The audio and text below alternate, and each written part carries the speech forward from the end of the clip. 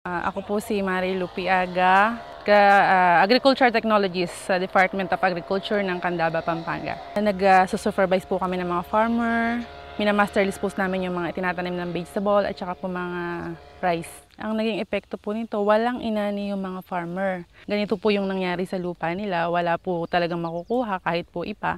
Tapos po yung pong ibang farmer, sa halip na makakakuha sila ng 100 bags per hectare, ang nangyari po 20, 50, yun po yung mga nakuha lang nila. Halos po lahat ng farmer umurong yung kanilang ani.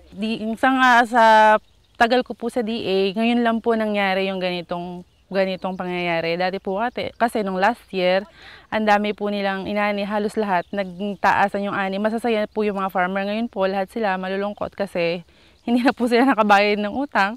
Wala pa po silang magastos, lalo na malapit na yung enrollment, wala na naman silang pang-enroll sa mga anak nila. Bababa po yung area nila kasi hindi na po naaabot noong tubig kasi po nakukuha na nung mga nauuna. Yung mga farmer na iba, nakukuha na yung tubig, dun po sa malalayo hindi na naaabot yung tubig, wala na pong dumadating na tubig dun sa land nila.